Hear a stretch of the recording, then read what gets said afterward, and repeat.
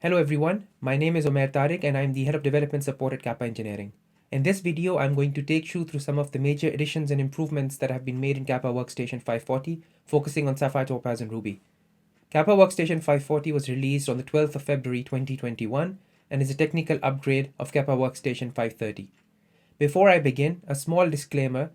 I'm recording this video from my home during COVID lockdown in the UK, so I do apologize in advance if the voice quality is not as good or if there are breaks in continuity. So let's get started. The first point on this slide refers to the rate simplification option in Edit. Up until now, rate simplification did not look at pressure data. In certain cases, users may want to keep rate steps unmerged if there is a sharp change in pressure, even if the rates themselves do not change by too much.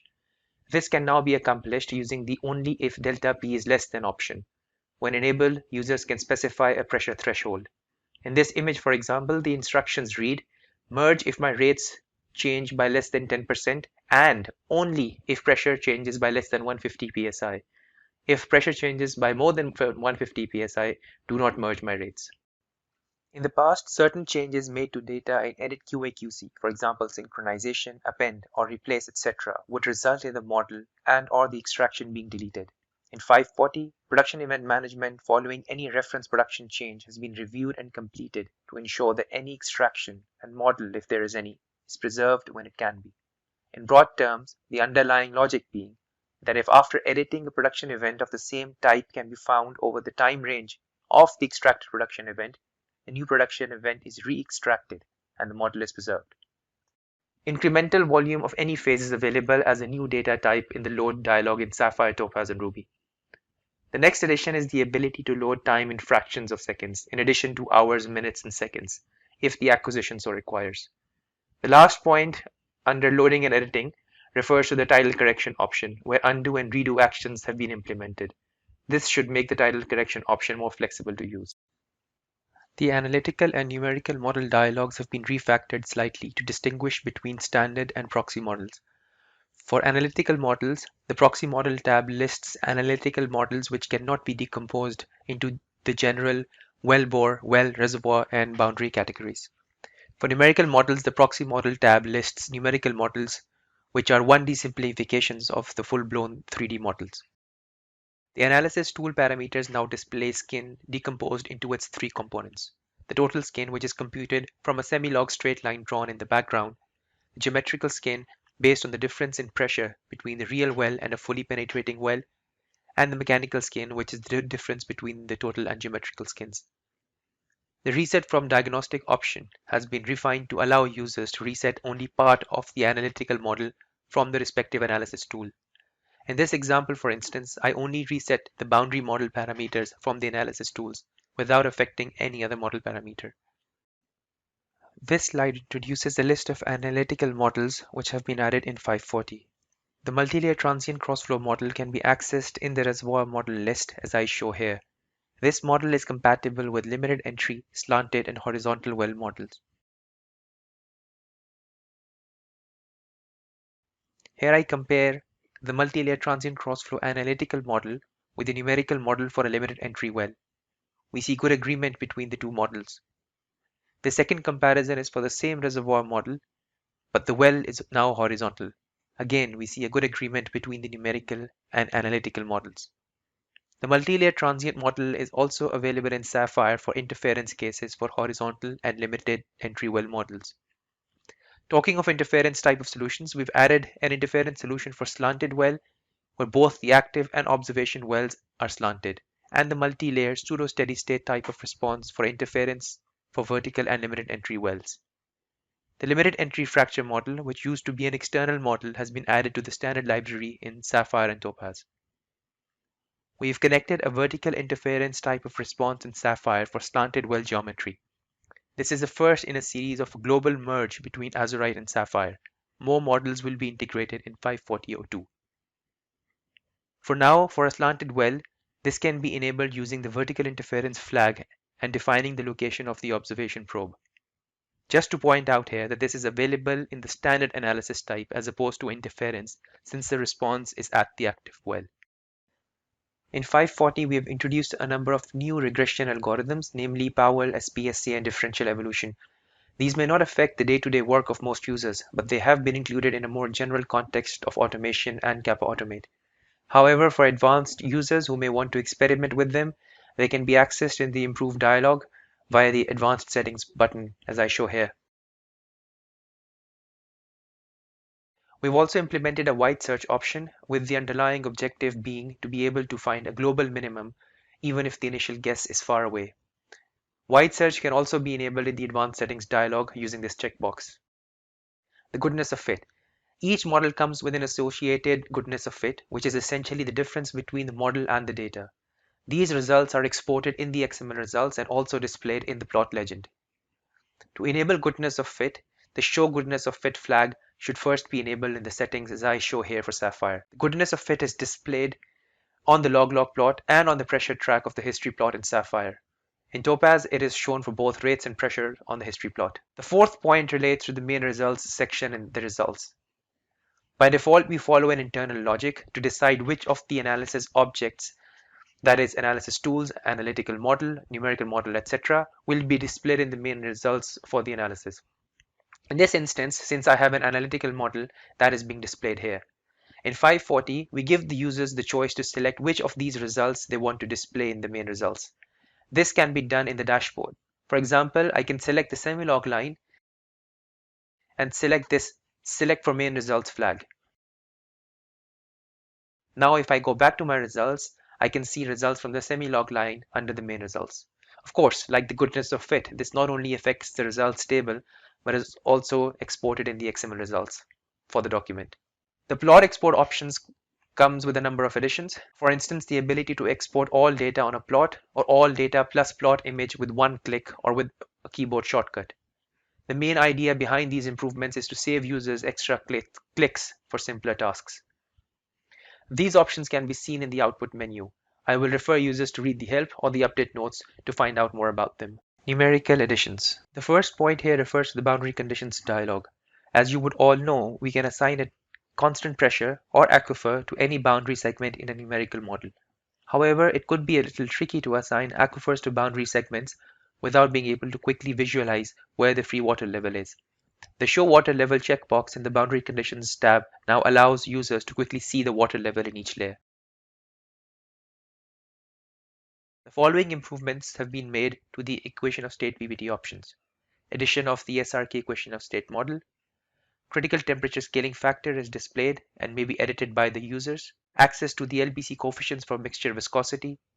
And the heavy oil correction to the LBC viscosity correlation.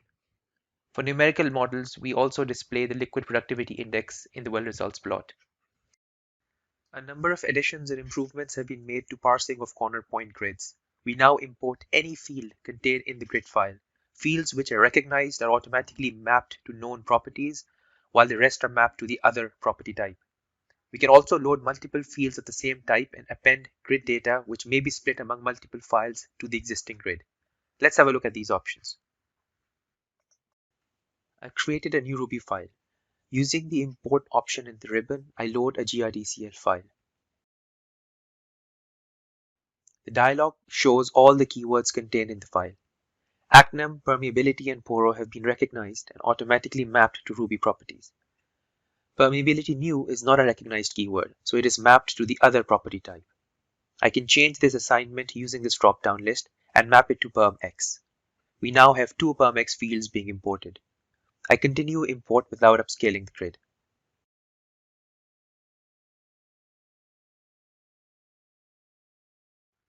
In the document browser, I can see all the fields which have been imported from the GRDECL file. Grid data are often split between multiple GRDECL files. I have another file with an additional field, layers, corresponding to the same grid. I am going to now load this and append it to the loaded grid.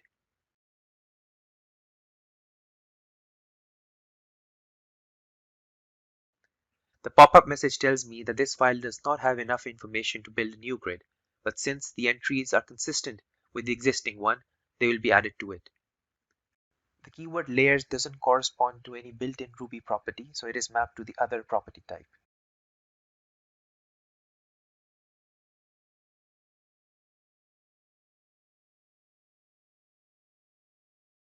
Let us quickly preview the loaded grid.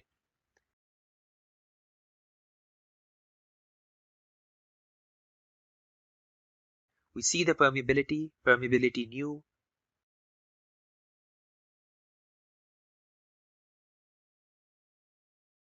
furrow, and layers fields have been imported.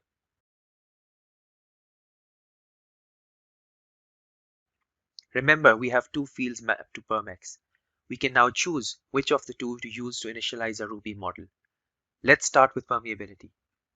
When I initialize the model, I can see that my grid permeability corresponds to the grid data under permeability keyword.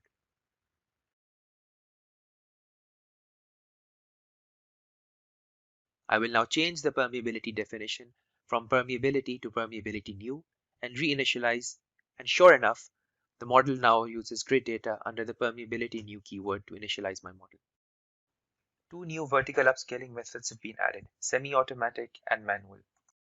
I will now switch to another document where I have loaded a much larger GRDECL file. The grid has 50 layers and I want to upscale the grid vertically to reduce this to 10. The upscaling option can be accessed via the document browser by right-clicking on the grid. Although we can upscale in both the horizontal and vertical directions, these new options apply to vertical upscaling only. First, I'll upscale using the automatic option, which is something we had in 530 and prior. I want 10 layers at the end of my upscaling with a permeability threshold of 10%. I'm not going to explain the details of the upscaling process here, but you can read about them in the help. The resulting upscaled grid can be seen in the browser, along with its size. I'll rename this to automatic. I access the upscaling option again, and this time select the semi-automatic option. The upscaling parameters are still the same as the automatic option, but there is one additional icon which gives me access to this dialog where I can select the layers I want to exclude from upscaling. I will select layers 4 and 5 and 23 and 24. These layers will be kept and the remaining layers will be merged based on the upscaling criteria.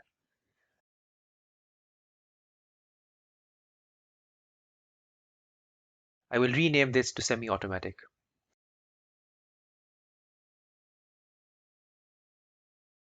Last but not the least, I will select the manual upscaling option. There is no upscaling criteria when this method is selected, and I will have to manually specify which layers to merge. For the purpose of this demo, I'll do a very crude upscaling by merging every 5 layers to end up with a total of 10.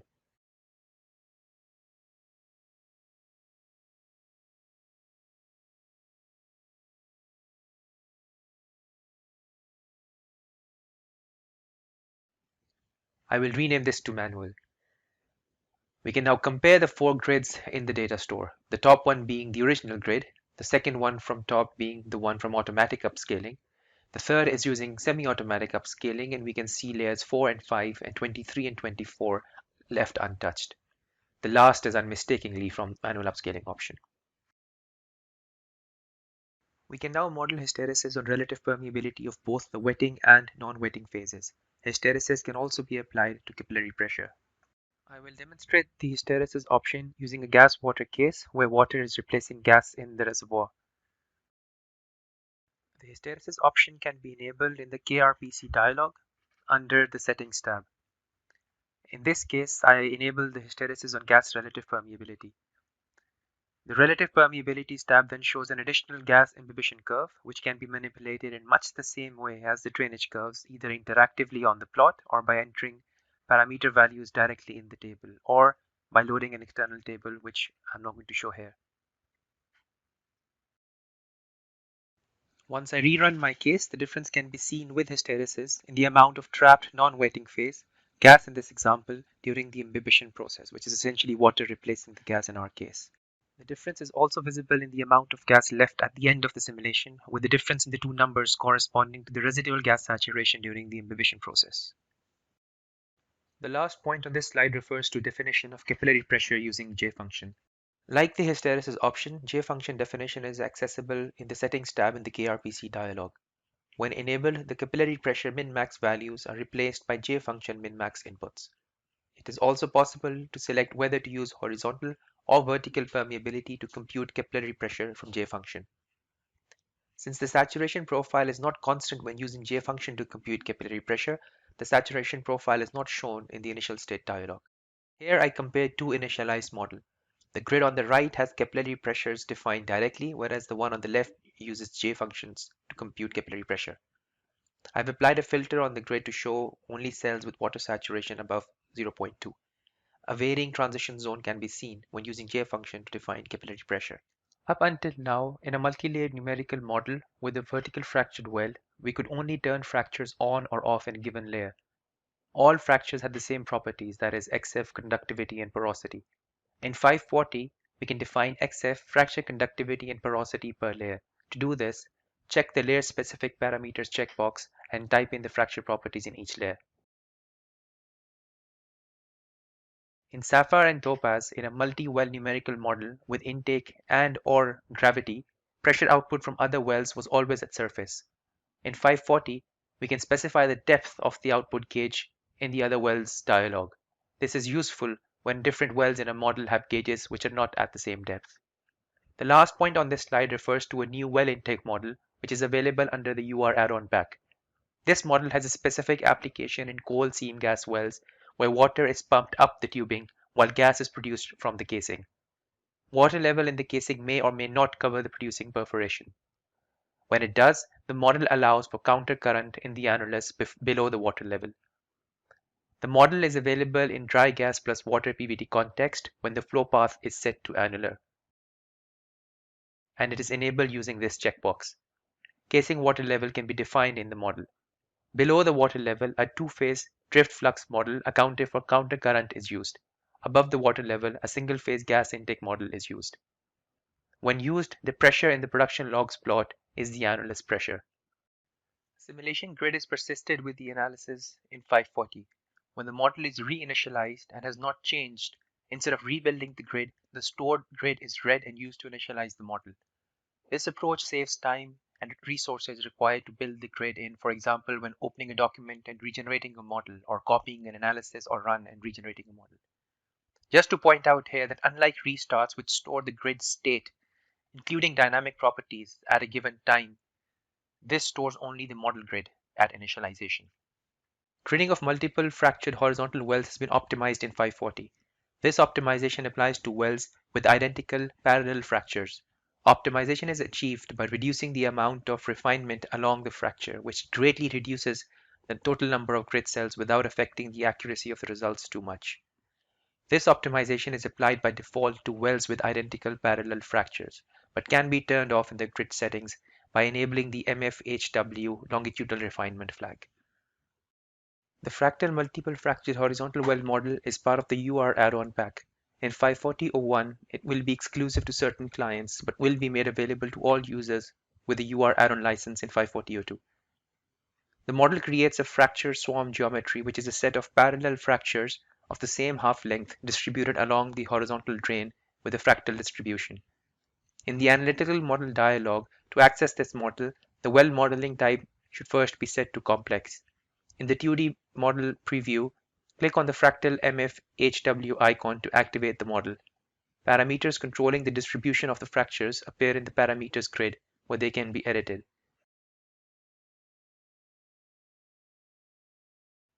The dice here can be used to create different stochastic realizations of the fractal model. Once satisfied, click on Generate to generate the analytical model. A numerical fractal model can be initialized from an analytical one.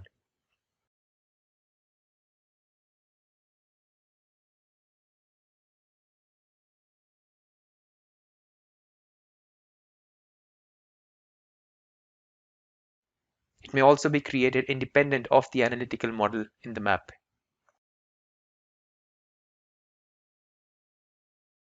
Let's move to some Sapphire specific options. The second and third point were already discussed earlier under the Analytical Models section, so I will focus only on Multiwell Deconvolution now. Multiwell Deconvolution was released as a prototype in 530. Since then, based on client feedback, the option has been improved and tuned and will be released officially in 540. Just a quick look at how it works compared to single well deconvolution first. In a single well deconvolution, we aim to build a single step drawdown response for a well subject to certain constraints. In multi-well deconvolution, the aim is to build a single step drawdown response for n wells. In addition, the ideal interference response between well A and well B is also constructed. Compared to the single well deconvolution objective function, which contains data for one well, The multi-well objective function uses data for n wells and is completed by two additional terms: curvature on interference response and late time curvature. Since the solution space is much more complex, the late time curvature constraint allows us to constrain the solution. I'm not going to demo the multi-well deconvolution completely in this video, but only highlight some basic features. When the prerequisites are satisfied, the multi-well deconvolution option becomes available in additional tools. The prerequisites are detailed in the help. The dialog looks similar to single-well deconvolution, with the settings on the left, a log-log preview with the extracted data and the deconvolution response, and a history plot preview showing the data and the reconvolved curve. When deconvolution is run, the dialog also shows a residual for each term in the objective function I showed earlier. I will not show this option beyond this point for brevity. I encourage you to read the help and the DDA book to learn more about it. Now for some Topaze specific options. Up until now, we could only include production from a single well in the flowing material balance plot. This shortcoming is addressed in 540, and we can now include production from any and all wells in the analysis in the flowing material balance plot.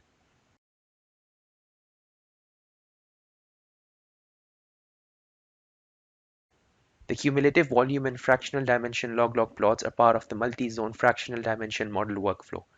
In 540.01, they will be exclusive to certain clients only, but will be made available to all clients with a UR add-on license in 540.02. The multi-zone fractional dimension workflow starts from the fractional dimension plot, which can be accessed from the new plot list. The plot is similar in construction to the classical log-log plot, but offers specialized lines controlling the multi-zone fractional dimension model parameters. Chow group derivative can also be displayed on this plot.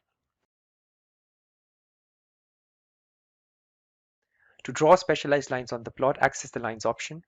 The first step is to set up a good estimate of permeability and total XF.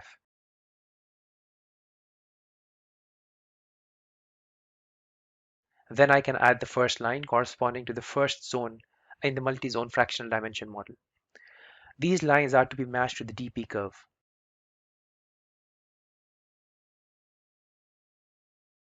When I see a significant deviation from this slope, I can add a second line, or in other words, a second zone to my model. The lines are always connected. I match the second line and add a third line where I see a deviation from my second line slope. 3 zones should probably do for this case. Their counterparts on the derivative curve can also be displayed on the plot, though they are not connected to each other as the lines for the DP curve. The slopes of these lines control the fractional dimension of the zone, while the intersection time controls the distance to the interface with the next zone. With the lines matched, I can restore the fractional dimension log-log plot, access the dashboard, and use the results from my lines, which appear under the specialized analysis category, to initialize an analytical model. If I access the analytical model dialog now, I can see the multi-zone fractional dimension model using parameters from my lines has been generated. This model falls under the proxy models category.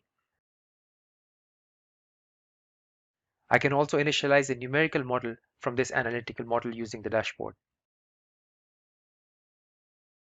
Again, if I access the numerical model dialog, I can see that the butterfly model, which is the numerical counterpart of the multi-zone fractional dimension analytical model, has been generated. This model also falls under the proxy models category. The last addition to the multi-zone fractional dimension workflow is the cumulative log-log plot. This plot is for qualitative analysis only and does not offer any tools for quantitative analysis. This last slide explains the 2D thermal proxy model which is added to Ruby. This model provides a handy simplification of the full 3D model if we are interested only in short-term transient behavior in the vicinity of the well. The full 3D grid is transformed to a 2D proxy grid with fully cylindrical grid cells around each well segment as shown here, assuming radial flow towards the well segment in a given proxy layer and linear flow between proxy grid layers.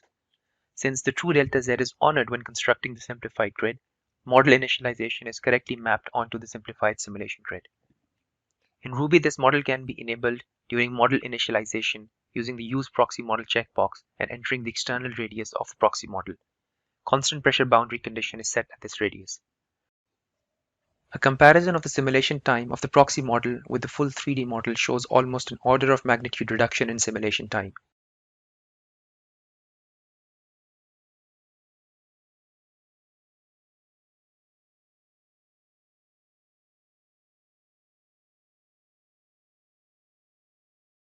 In this example, modeling warm back during fall-off following an injection period, comparing the wellbore temperature response from the two models shows that the accuracy is fairly preserved.